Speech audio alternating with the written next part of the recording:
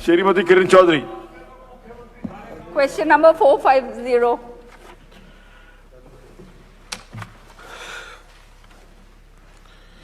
नहीं श्रीमान जी, मोटर वाहन अधिनियम के नियमों के उल्लंघन में पाए जाने वाले ओवरलोड वाहनों को सख्ती से चालान किया जा रहा है।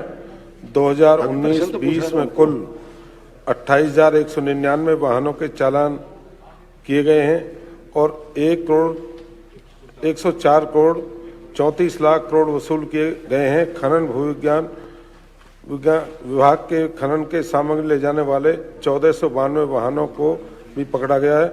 164 FIR दर्ज की गई हैं।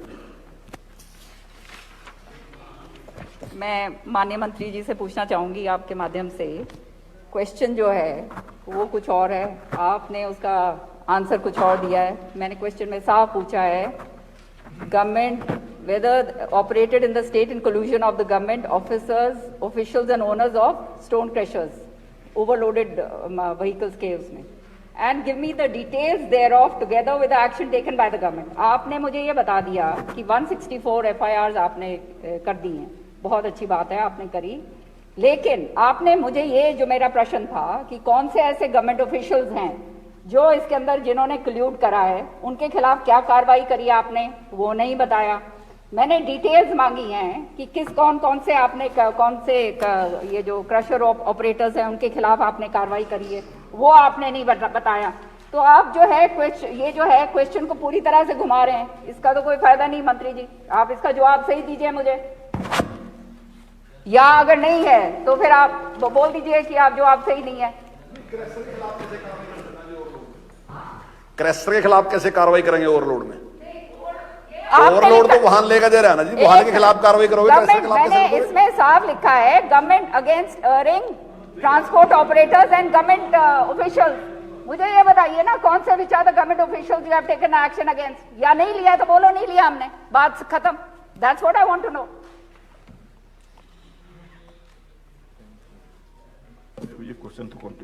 जो विधायक महोदय ने जो डिटेल सारी दी हैं 2019-20 में, हमने जितने भी खनन और विभाग के जितनी भी जानकारी 1492 जो पकड़े, 104 केस 64 खिलाफ मुकदमे दर्ज हैं और 3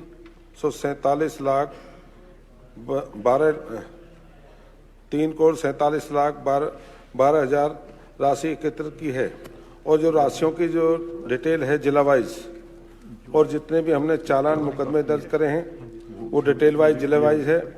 और जहाँ भी हमने जो व्हीकल हैं जिनकी जहाँ पे हम टोटल वजन करते हैं, तुलाई की मशीन है उन पे करते हैं। दूसरा, हमने अभी नए उपक्रम हैं जो पारदर्शी तरीके से ओवरलोड को वाहन की जो चेकिंग सुविधा होगी वो भी हम जल्दी करने जा रहे हैं।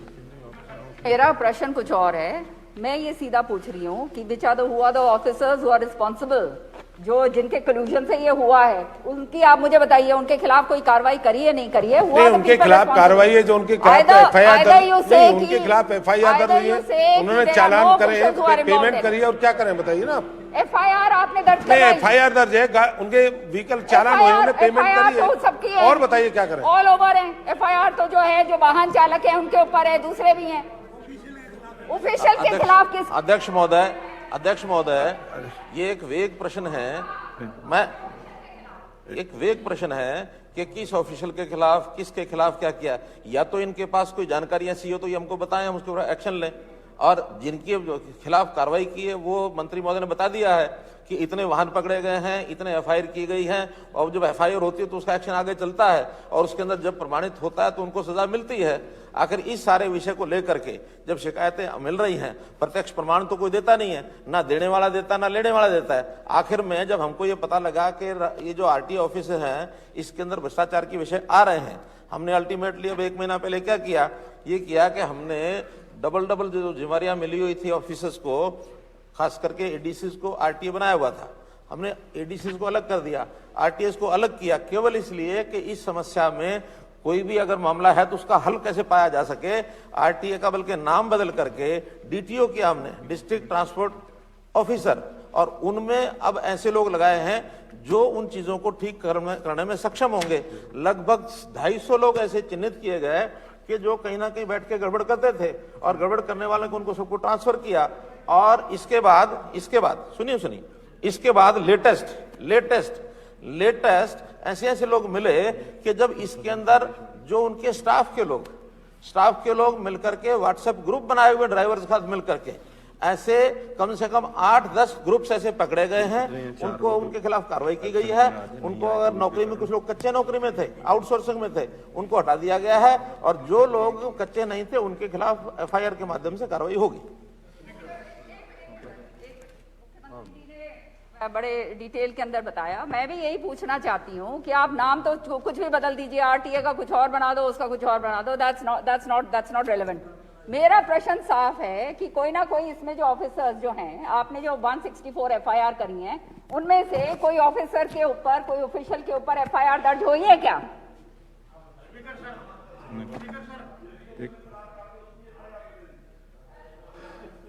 महोदय, ये क्वेश्चन वेग नहीं है जैसा मुख्यमंत्री, this is not a vague question. Specific question पूछा है किस अफसर के खिलाफ आपने एफआईआर दर्ज कराई है, ये आपके पास खबर होनी चाहिए। अगर गवर्नमेंट को यही पता नहीं तुम्हारे कौन सा अफसर के खिलाफ एफआईआर दर्ज हुई है, तो how you are running the government? I am sorry, this is not vague question.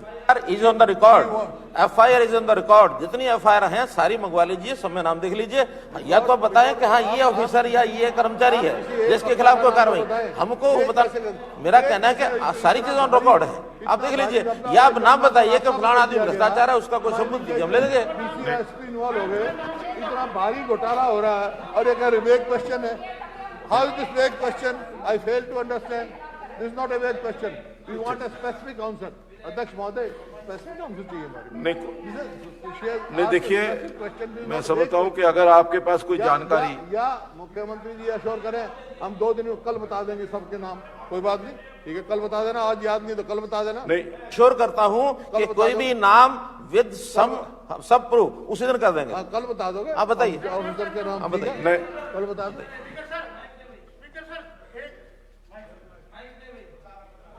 Speaker sir, 2 तारीख को पीपली थाने में एक एफआईआर दर्ज हुई है। उसमें एसडीएम लाडवा का रीडर, उसका चपरासी, उसका ड्राइवर, 3 नाम और 3-4 पब्लिक के आदमी थे जो सैकड़ों व्हाट्सएप ग्रुप बना के, और मुलजिम ने मान्य हुआ है कि हमने बहुत गाड़ियां एसडीएम लाडवा को, मंजीत के थ्रू एसडीएम लाडवा को पैसे देके कई सालों से हम ये धंधा कर रहे हैं। 2 तारीख को, लेकिन एसडीएम के खिलाफ कोई कार्रवाई नहीं। इसमें भारतीय जनता पार्टी के लोकल लीडर मिले हुए हैं, उनके खिलाफ कोई कार्रवाई नहीं। सिर्फ कल एसडीएम का तबादला किया गया, उसके खिलाफ एफआईआर क्यों नहीं? उसके खिलाफ, एसडीएम के खिलाफ एफआईआर दर्ज होनी चाहिए। इसमें मुलजिम ने नाम ले रखा है, ये एफआईआर की कॉपी है। इसी का जवाब देता हूं। सुनिए, जब एक ऑफिस में जानकारी मिल गई कि वहां उनका जो पीएन है या उनका पीए है या जो भी कोई वहां कर्मचारी है जो ये गड़बड़ कर रहा है, उसके खिलाफ एफआईआर हुई है, उसने स्टेटमेंट दी हुई है, इस एसडीएम को वहां से बदल दिया गया है केवल इसलिए कि इसकी, अरे सुन तो लो, जब तक होनी चाहिए थी सर। सुनिए, जब तक सुनिए, इसकी इंक्वायरी सर, अरे सुनिए, आखिर को एक प्रोसेस होती है ना सर, इसकी इंक्वायरी, बैठिए प्लीज। अरे सुनो, मैं बता रहा हूँ, अब मैं बता तो रहा हूँ, मैं बता रहा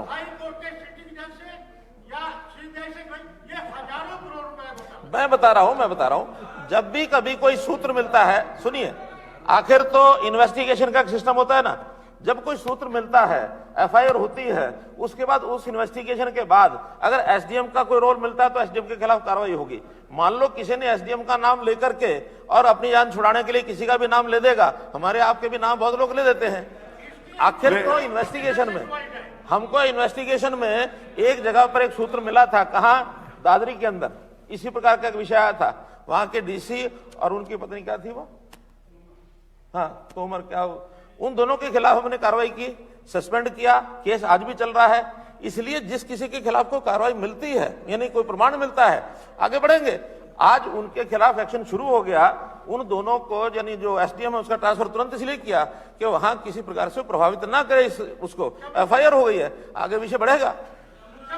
सकते हैं। ये बहुत बड़ा स्कैम है, हजारों करोड़ का। देखिए, अब- डीएसपी इसकी इंक्वायरी नहीं कर सकता। अब ये- ये सीबीआई से या हाई कोर्ट के जज से इसकी इंक्वायरी करवाइए। माननीय दर्शकगण, अब प्रश्नकाल समाप्त होता है।